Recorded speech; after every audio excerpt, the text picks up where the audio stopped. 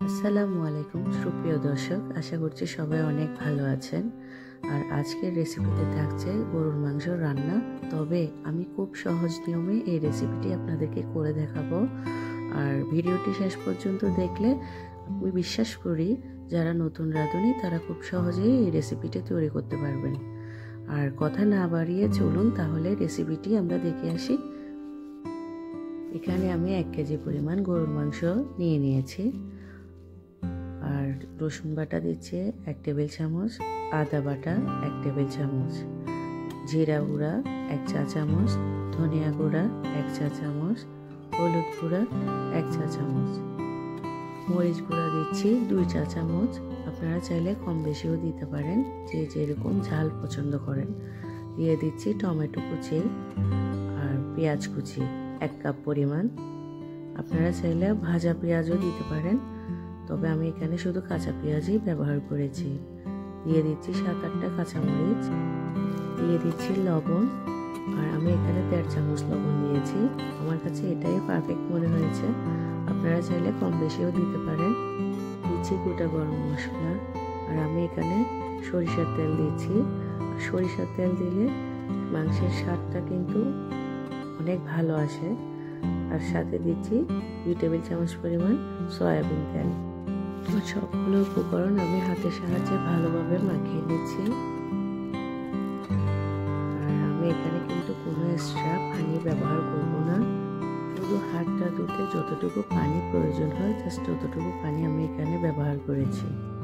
চুলায় দেওয়ার পর মাংস থেকে যে পানিটা বের হবে সেটা দিয়ে কিন্তু মাংসটা রান্না করা হয়ে যাবে। চুলার আঁচ মিডিয়ামে রেখে মাংসটা আমি রান্না করতে দিয়েছি। আর দেখতেই পাচ্ছেন কতটুকু পানি বের হয়েছে। এই পানি দিয়ে কিন্তু মাংসটা ভালোভাবে আমি কষিয়ে নেব। একটু নেড়ে চেড়ে দিচ্ছি যাতে করে নিচে না লেগে যায়।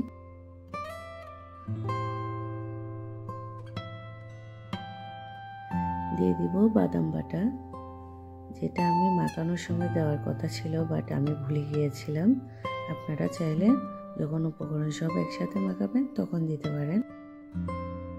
বাদাম বাটা ব্যবহার করলে তরকারির ঘনত্বটা কিন্তু একটু বাড়ে। মাংসের স্বাদকে আর একটু বাড়িয়ে দেওয়ার জন্য আমি এখানে দিয়ে দিচ্ছি 2 টেবিল চামচ পরিমাণ দুধ। দিয়ে দিচ্ছি ঘি, যাতে খাবারের গন্ধটা ভালো আসে। আপনারা চাইলে স্কিপ করতে পারেন। সবশেষে দিয়ে দিচ্ছি ধনেপাতা এবং ঢাকনা দিয়ে 10 মিনিট মতো আমি রান্না করব। দেখুন মাংসটা আমার কিন্তু রান্না প্রায় শেষের দিকে, একদম সফট হয়েছে। মাংসটা দেখলে আপনারা বুঝতে পারবেন। দেখুন দেখতে কত লোভনীয় লাগছে, আর কালারটাও কত সুন্দর হয়েছে। বাসায় আপনারা এভাবে ট্রাই করবেন আর জানাবেন কমেন্ট বক্সে কেমন হয়েছে।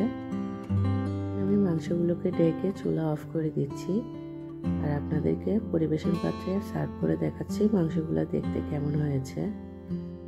খিচুড়ি, পোলাও, গরম ভাত আর নান রুটির সাথে এই মাংস খেতে দারুণ লাগে। ধন্যবাদ সবাইকে ভিডিওটি শেষ পর্যন্ত দেখার জন্য। আল্লাহ হাফেজ।